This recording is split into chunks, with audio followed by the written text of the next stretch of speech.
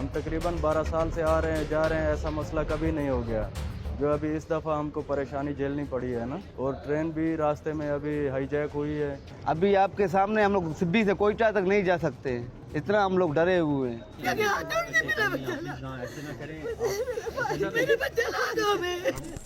पाकिस्तान में Balochistan liberation army ने हड़कंप मचा दिया है। बलूचिस्तान की आजादी के लिए बनी बलूच आर्मी ने पाकिस्तान में ट्रेन हाईजैक कर दुनिया को चौंका दिया। इस ट्रेन में 500 से ज्यादा लोग सवार थे, जिसमें आधे से ज्यादा लोग पाकिस्तानी सेना और खुफिया एजेंसी से जुड़े थे। बलूच आर्मी ने पूरी खुफियागिरी के बाद ही इस जाफर एक्सप्रेस को टारगेट किया और पाक के सैनिकों के साथ ट्रेन ही अगवा कर ली। अब पाकिस्तानी सेना में कोहराम मचा हुआ है, क्योंकि बलूच ब्रिगेड की धमकी को हल्के में नहीं लिया जा सकता। पाकिस्तान के सुरक्षा बलों और बलूच विद्रोहियों के बीच घमासान जारी है। जफर एक्सप्रेस एक सुरंग के भीतर खड़ी है, ऊपर पाक सेना के हेलीकॉप्टर मंडरा रहे हैं और नीचे बलूच विद्रोही मोर्चा संभाले हुए हैं। आज आपको बताएंगे कि आखिर ये बलूच के बागी हैं कौन। बलूचिस्तान एक इलाका है जो पाकिस्तान के अंदर आता है, लेकिन वहां के लोग खुद को अलग देश मानते हैं।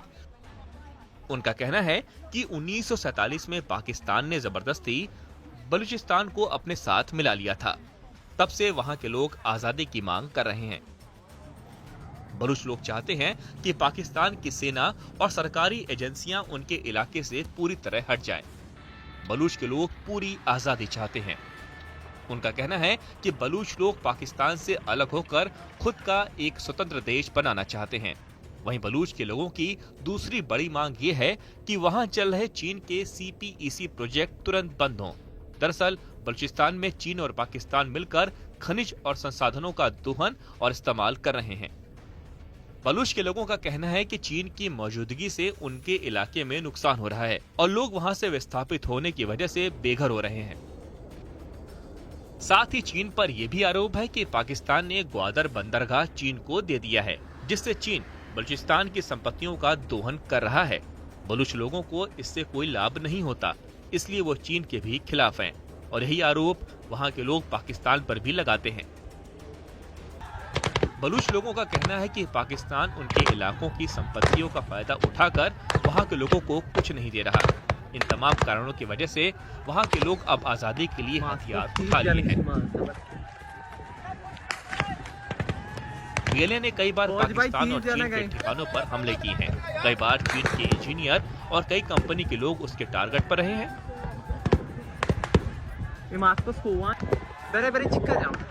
अब वहां के लोगों ने एक ट्रेन को हाईजैक कर पाकिस्तान और चीन पर दबाव बनाने का काम किया है, ताकि चीन और पाकिस्तान मिलकर बलूचिस्तान से अपना बोरिया बिस्तर समेट लें। अगर ये टकराव बढ़ता रहा तो पाकिस्तान और बलूचिस्तान के बीच झगड़ा और गंभीर हो सकता है। BLA काफी समय से ये मांग करता आ रहा है कि पाकिस्तान की किसी भी एजेंसी या सुरक्षा एजेंसी का कोई भी नुमाइंदा बलूचिस्तान में नहीं होना चाहिए। दरअसल कई दशकों से बलूचिस्तान के लोगों के साथ पाकिस्तानी सेना ने बेहद ही अमानवीय बर्ताव किया है। बलूच की आजादी और वहां की आवाम के अधिकारों की बात करने वालों को पाकिस्तानी जेलों में ठूंस दिया जाता है। बलूचों की समस्या कभी भी अंतर्राष्ट्रीय स्तर पर नहीं उठ सकी। उल्टा पाकिस्तानी सेना का वहां दमन चक्र जारी है। यही वजह है कि पाकिस्तान की क्रूरता से आजादी के लिए बलूचों ने संघर्ष का रास्ता अख्तियार किया। 1971 में पाकिस्तान से बांग्लादेश के अलग होने के बाद बलूचिस्तान को मानो आजादी की राह दिख गई। करीब 25 साल पहले बलूचिस्तान लिबरेशन आर्मी ने 6000 से ज्यादा हाईटेक हथियारों से लैस अपने लड़ाकों की फौज तैयार की। बलूचिस्तान लिबरेशन आर्मी का गठन किया गया, जो कि आजादी की मांग को लेकर पाकिस्तानी सरकार और सेना के खिलाफ संघर्ष कर रही है। लेकिन साल 2006 में पाकिस्तान ने इसे आतंकवादी संगठन करार दिया। ये समूह बलूचिस्तान में सुरक्षा बलों, सरकारी इमारतों और चीनी सेना और उनके वर्कर्स को टारगेट करते हुए कई हमले कर चुका है। अब अपने राजनीतिक कैदियों की रिहाई के लिए इसने ट्रेन हाईजैक कर पाकिस्तान सरकार और सेना की नींद उड़ा दी है। पिछले कुछ सालों से कई बलूच अलगाववादी गुट उभर रहे हैं, जो पाकिस्तानी सेना के खिलाफ राजनीतिक हिंसा को अंजाम दे रहे हैं।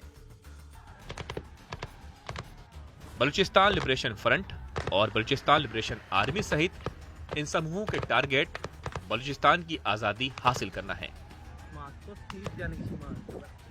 बीएलए कई सुसाइड अटैक और बड़े हमलों के लिए भी जिम्मेदार रहा है।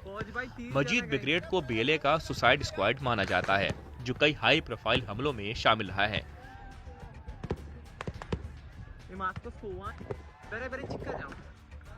जिसमें 2018 में कराची में चीनी दूतावास पर हमला और 2019 में ग्वादर में एक लग्जरी होटल हमला शामिल है। लेकिन साथ ही बलूचिस्तान में बाहरी घुसपैठ के खिलाफ भी इन्होंने अपना विद्रोह जताया है।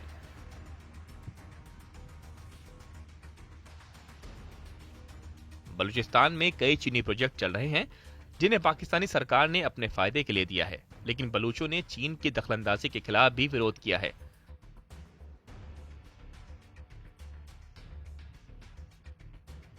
बलूच में जैसे जैसे चीन का प्रभाव बढ़ा, वैसे वैसे बीएलए ने हमले तेज कर दिए। बलूचिस्तान दरअसल पाकिस्तान से लगा हुआ एक अलग प्रांत है, जिस पर पाकिस्तान ने 1947 में जबरन विलय कर कब्जा कर लिया था। तब से लगातार पाकिस्तान बलूचिस्तान पर अपना अधिकार जताकर वहां की खनिज संपदा का दोहन कर रहा है और चीन को भी खनन का अधिकार सौंप चुका है। चीन की तमाम कंपनियां बलूचिस्तान में खनन कर रही हैं, जिसके बदले में पाकिस्तान चीन से मोटी रकम लेता है। पाकिस्तान ने चीन को बलूचिस्तान में ग्वादर नाम का बंदरगाह दे रखा है, जिसके जरिए बलूचिस्तान की अकूत संपत्तियों का वो दोहन कर रहा है। यही वजह है कि बलूचिस्तान के दुश्मनों में चीन भी पहले नंबर पर पहुंच गया है और बीएलए अक्सर ग्वादर बंदरगाह पर भी हमले करता रहता है, क्योंकि बलूचिस्तान को एक पैसा भी नहीं मिलता।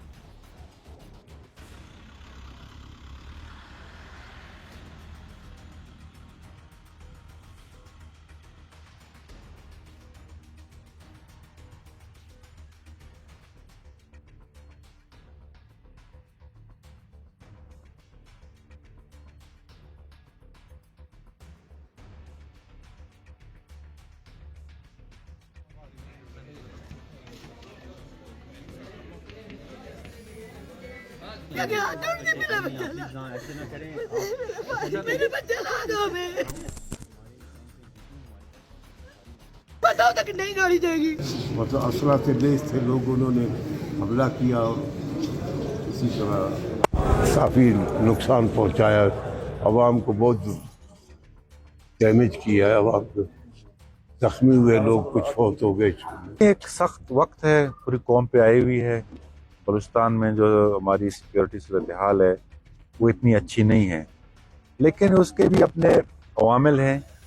तो हुकूमत बलूचिस्तान, हमारी जितनी भी सिक्योरिटी ऑपरेटर्स है, हम जो है सरतोड़ कोशिश कर रहे हैं कि इसको इम्प्रूव करें।